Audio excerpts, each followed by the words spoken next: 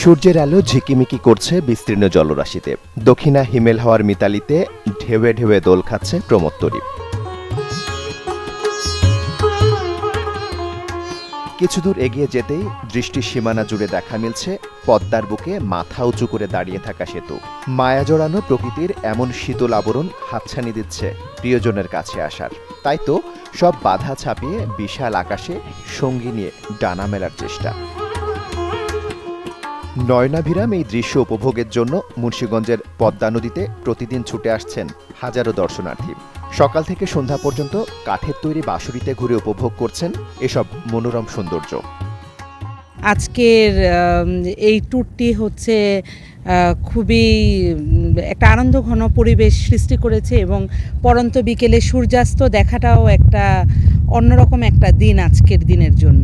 আমার যেটা ভালো লাগছে, আমার অ্যাকচুয়ালি খুব চমৎকার এবং অন্যরকম একটা অভিজ্ঞতা। এটা একদম কি বলবো, মানে ফ্যামিলি সহ ঢাকার বাইরে বা ঢাকার যে কোলাহল আছে, পরিবেশ কোলাহলযুক্ত যানজটের যে নাভিশ্বাস উঠে যাওয়া পরিবেশ, তার চেয়ে বেশি মানে পদ্মায় একটা দিন ভ্রমণ করা আমার কাছে আসলেই চমৎকার লেগেছে এবং আমার পরিবারের কাছেও আসলে খুব ভালো লেগেছে। এটা আমার কাছে আসলে খুব বেশি উপভোগ্য।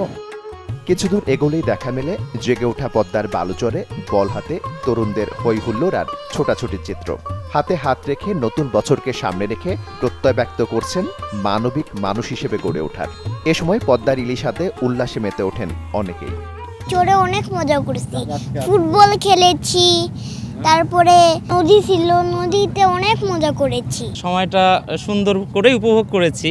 এটা আমাদের জন্য আমরা মনে করব একটা বিশেষ পাওয়া, আর এই সুযোগটা তৈরি করে দিয়েছে আজকের এই বাঁশুরি। এরপর বেলা গড়িয়ে দুপুর হতেই প্রস্তুত খাঁটি সরিষার তেলে ভাজা ইলিশ, বাহারি সব ভর্তা, ভাজি, নানা রকম পিঠাপুলি, মিষ্টি সহ হরেক রকম খাবার। মাছ পদ্মায় ভেসে ভেসে মুখরোচক এসব খাবারের স্বাদ নেন আগতরা। ব্যস্ততার মধ্যে একটা ছোটোখাটো ডে লং ট্যুরের জন্য এটা খুব একটা বেস্ট একটা জার্নি হয়েছে। অল্প সময়ের ভিতরে খুব ভালো একটা অভিজ্ঞতা।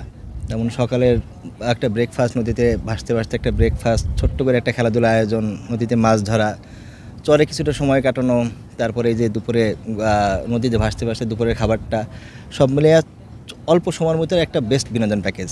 সে নদীতে এসে আমরা খুবই ভালো অনুভব করেছি, ভালোভাবে ঘুরতে পেরেছি। এখানে খাওয়া দাওয়া সব মিলিয়ে খেলাধুলা জন্য পারফেক্ট একটা পরিবেশ। স্বল্প খরচে ঘুরে বেড়ানোর জন্য আমি বলবো যে আপনারা সবাই আসুন, কারণ এত কম খরচে আমার মনে হয় না আপনারা এরকমভাবে ঘুরতে পারবেন। দর্শনার্থীদের আকর্ষণ বাড়াতে নতুন বছরের শুরুতেই ঐতিহ্যবাহী নানান খাবার সহ ভিন্নতা আসবে বলে জানান বাঁশুরির উদ্যোক্তা ও স্বত্বাধিকারী মানিক হোসেন।